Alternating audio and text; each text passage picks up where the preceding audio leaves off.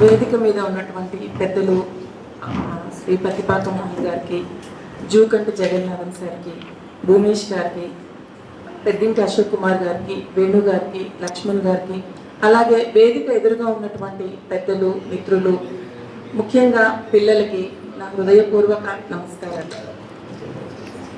సిరిసిల్ల అంటే నాకు చాలా ఇష్టం. నా రెండో పుట్టిల్లు అని నేను ఒకటి రెండు సార్లు మోహన్ గారితో, నా సహచరుడితో అన్నప్పుడు మోహన్ గారు ఏమనలేదు, కానీ నా సహచరుడు అడిగారు, ఎందుకు నీకు రెండో పుట్టిల్లు అని.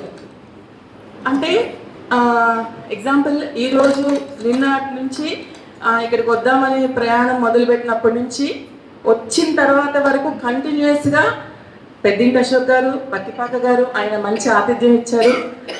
జూకంటి సార్, నలిమెల సార్, ఇంతమంది అంటే నాకు నా వాళ్ళు నన్ను పిలుస్తున్నారు అంటే, మామూలుగా మనం ఏదైనా ఎక్కడికైనా వెళ్ళినప్పుడు ఫార్మాలిటీస్ ఉంటాయి, కానీ వీళ్ళ పిలుపులు కానివ్వండి, వీళ్ళ మాటలు కానివ్వండి, నాకు అవి మామూలు పిలుపుల్లాగా అనిపించలేదు. నిజంగానే నేను పుట్టింటికి వచ్చినట్టు ఫీల్ అయ్యాను. అండ్ సిరిసిల్లకి తో నాకు ఇంకొక ఇష్టమైనది ఏంటంటే చేనేత. నాకు నేత అంటే నేత చీరలు అంటే చాలా ఇష్టము. అండ్ సిరిసిల్ల అనగానే నాకు బాగా గుర్తొచ్చేది రెండు, ఒకటి సాహిత్యం, ఒకటి నేత. అంటే ఇక్కడ ఉన్నటువంటి కళాకారులు ఎలాగైతే అందమైనటువంటి దారపోగులతోటి అందమైనటువంటి వస్త్రాలు నేస్తారో, అలాగే అత్యద్భుతమైనటువంటి అక్షరాలతో గొప్ప సాహితీ ప్రపంచాన్ని సృష్టించారు. అందుకు నాకు సిరిసిల్ల అంటే పుట్టిల్లు అంటాను, నాకు చాలా ఇష్టమైంది అని అంటాను. అలాగే ఇంకా నలిమెల సార్ రాలేదు, మిస్ అవుతున్నాను బాగా సార్ని. నలిమెల సార్తో, పత్తిపాక మోహన్ గారితో, జూకంటి జగన్నాథన్ గారితో నాకు ఒక అనుబంధం ఉంది. సార్ చెప్పారు, నాకు పరిచయం ఏంది, వీళ్ళు ముగ్గురు కూడా ఒకటేసారి లిప్తకాలపు స్వప్నం పుస్తకం ద్వారా. నిజంగానే అది లిప్తకాలమే, కానీ మాది మాత్రం శాశ్వత బంధం అయిపోయింది. అంటే ఎవరు ఇంకొచ్చి మధ్యలో ఏ రకంగా వద్దు అన్నా కూడా అది వేడి కానీ కుటుంబ బంధంలాగా ఏర్పడిపోయింది. అలాగే పెద్దింటి అశోక్ కుమార్ గారు ఒక మాట అన్నారు, ఆయన యాక్చువల్గా ఇందాక చెప్పలేదు, మేకబతుకు పుస్తకానికి ఆయనే ముందు మాట రాశారు. ఆయన ఒక్కరితోనే రాయించుకున్నాను, ఎందుకంటే ఆయనకి ఖచ్చితమైన అర్హత ఉంది ఆ పుస్తకానికి ముందు మాట రాయడానికి. ఎడారి మంటలు అనే పుస్తకం రాశారు ఆయన. ఆ తర్వాత నేను ముందు మాట రాసినప్పుడు, ఆయన ముందు మాట రాసినప్పుడు అందులో ఒక వాక్యం నన్ను ఎంత ఆకట్టుకుందంటే, సరే ఇప్పటికి కూడా నేను అది ఒక్కసారైనా గుర్తొస్తుంది. అనువాదం ఇప్పుడు నేను శుక్లా గారిది చేస్తున్నప్పుడు ఎక్కడైనా కొంచెం అనువాదంలో నాకు ఏదైనా డౌట్ వచ్చినా, ఏదైనా ఇబ్బంది అనిపించినా నాకు పెద్దింటి గారి మాటలు గుర్తొస్తాయి. అనువాదం అంటే చేప పిల్లని దాని ప్రాణం పోకుండా, దాని రూపం మారకుండా, అదేమి డ్యామేజ్ అవ్వకుండా ఒక చోటు నుంచి ఇంకో చోటకి దాన్ని జాగ్రత్తగా దాన్ని దించాలి, దాన్ని వదిలిపెట్టాలి అన్నది నేను చాలా బాగా గుర్తుపెట్టుకున్నాను అనమాట.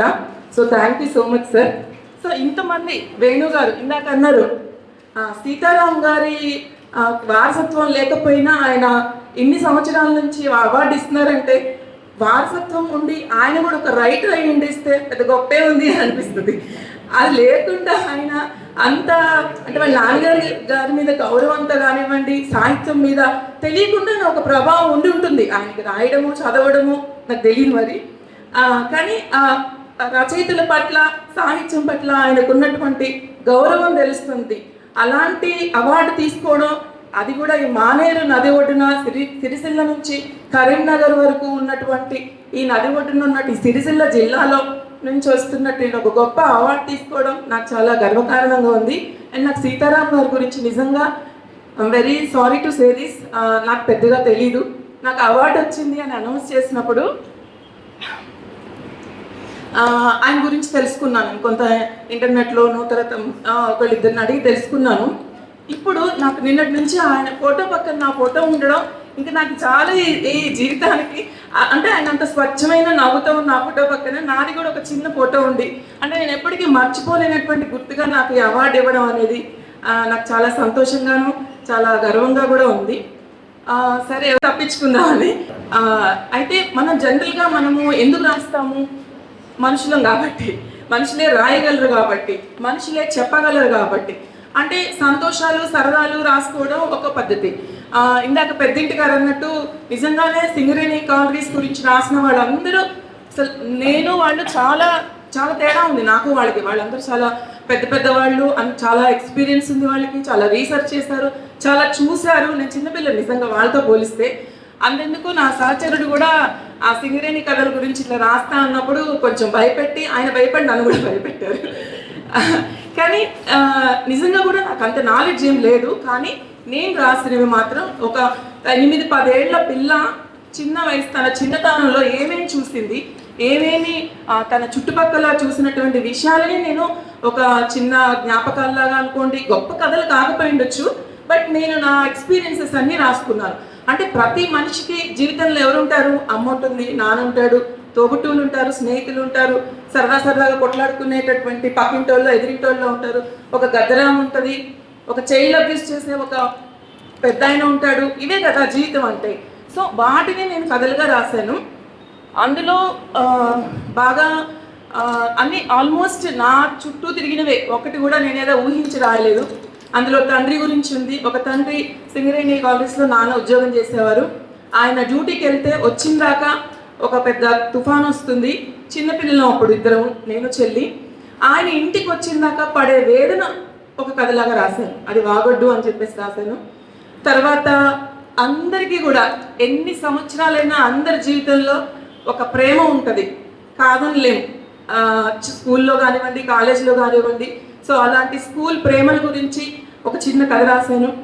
అలాగే స్నేహాల గురించి రాశాను. తర్వాత మనం జనరల్గా ఆడవాడిని అనగానే ఒక జడ్జ్ చేసేస్తాం, గట్టిగా అరుస్తుంటే గద్దరిది, గయ్యాలది, మొగుడిని రాచి రంపాన పెడుతుంది అని చెప్పి అంటాను. కానీ అలాంటి స్త్రీ మనసులో ఏముంది, ఆమె జీవితంలో ఏముంది అనేదాన్ని ఒక కథలాగా అదొకటి రాశాను. ఎందుకు ఆమె అలా ప్రవర్తిస్తుంది, అసలు ఏంటి అనేది ఒక కథ రాశాను. గద్దరి అని ఆ కథ పేరు. అలాగే తల్లి గురించి, అమ్మ గురించి రాశాను. జీవగర్ర పుల్ల అని. తెలంగాణలో తెలుసు కదా మీకు, జీవగర్ర పుల్ల అంటే ఒక మంత్రదండం లాంటిది. సో అమ్మకి క్యాన్సరు, ఆమె అందులో నుంచి బయటపడడానికి అంటే ఒక చిన్న కులం గురించి కొంత చిన్న చూపు ఉంటుంది ఆమెకి.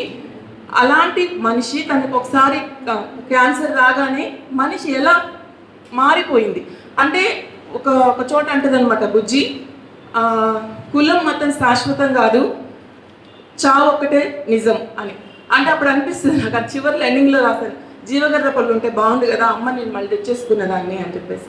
సో అలా అన్నీ అందులో. చివరిగా ఓపెన్ క్యాస్ట్ సర్జరీ అని చెప్పేసి, మామూలుగా మనం ఓపెన్ హార్ట్ సర్జరీ అని అది కొంచెం పాజిటివే, బట్ ఇందులో open heart surgery, open cast surgery అనేది ఊరిపోయినటువంటి బాధ మనందరికీ. సరే అద్దింట్లో నుంచి సొంత ఇంటికి వెళ్తాము, అమ్మమ్మోళ్ళిల్లో నానమ్మోళ్ళిల్లో ఉంటుంది. కానీ అసలు నాకు స్కూల్ లేదు, నేను తిరిగిన ప్లేస్ లేదు, నేను తిరిగిన ఆటలాడుకున్నటువంటి ఆ స్థలం లేదు, నేను చదువుకున్న మా సార్ వాళ్ళ ఇల్లు లేదు, మా ఇల్లు లేదు, ఆఖరికి శ్మశానం కూడా లేని ఆ స్థితిలో ఆ బాధ ఎలా ఉంటుంది, ఆ మొత్తం నిర్జీవం అయిపోయినటువంటి ఆ ప్లేస్కి వెళ్ళినప్పుడు అందరి భావోద్వేగాలు ఎలా ఉంటాయి అనేది ఓపెన్ క్యాస్ట్ సర్జరీ అని చెప్పేసి ఒక కథ రాశాను. సో అలా ఒక 13 కథలు, అన్నీ చూసినవి, నాకు కొంత స్నేహితులు చెప్పినవి, అవే కథలుగా రాశాను. సో ఇది నల్ల బంగారం కథల వెనకాల ఉన్నటువంటి స్టోరీ. ఇప్పుడు నాకు ఇంకా సార్ ఇందా చెప్పారు కదా, పిల్లలు చూడగానే నాకు చాలా ఇష్టం పిల్లలంటే. అంటే నేను లిప్తకాలపు స్వప్నం కోసం చాలా స్కూల్స్కి వెళ్ళి చాలామంది పిల్లలతో 1000-15 మంది ఉన్న పిల్లల స్కూల్స్ కూడా వెళ్ళి నేను స్పీచ్ ఇచ్చానమాట. సో పిల్లల్ని చూస్తే నాకు కూడా తెలియకుండా నేను కూడా ఒక పిల్లలాగా అయిపోయి ఇంకా పెద్దవాళ్ళని ఎవరిని పట్టించుకోను. సో పిల్లల్ని చూసి అండ్ వాళ్ళు ఏమంటారు ఎదుగుతున్నటువంటి కథా రచయితలు, కవులు అని చెప్పేసరికి ఇంకా చాలా సంతోషం వేసింది. సో బాగా రాయండి. నిజంగానే మీలో ఎవరైనా ఈ అవార్డు తీసుకుంటే నన్ను కూడా గెస్ట్ లాగా పిలవాలని కోరుకుంటున్నాను sir. Thank you so much. And Venu గారికి ప్రత్యేకమైనటువంటి కృతజ్ఞతలు. సో ఇంత ఎండలో ఇంత దూరం నుంచి నా తమ్ముడు సుధీర్ కుమార్ తాండ్రా, దాము నర్మాల గారు కరీంనగర్ నుంచి, జగిత్యాల నుంచి కూడా వచ్చారు. అండ్ ఇంకో ముఖ్యమైన విషయం, నేను నల్ల బంగారం కథలో రాసినటువంటి మాండలికము ఎక్కువగా నేను అది రాయడానికి కారణము తెలంగాణ పదాలు, ఇసిరేలు, సంస్కృతి అనే ఒక ఫేస్బుక్లో ఒక గడిగోలు అనే ఒక గ్రూప్ ఉంది. సో దానిని నేను చాలా వరకు ఫాలో అయ్యేదాన్ని. నేను కూడా అందులో ఒక అడ్మిన్ని. దాని మెయిన్ పర్సన్ అది క్రియేట్ చేసింది గడిగోలు వ్యవస్థాపకుడు సుధీర్ కుమార్ తాండ్రా, ఇక్కడే ఉన్నాడు. తెలంగాణ డిక్షనరీ తీసుకురావాలని ఆ పదాలతో నా దిశగా ప్రయత్నం చేస్తున్నాడు. సో ఇది నా కథల వెనుక ఉన్నటువంటి. Thank you so much.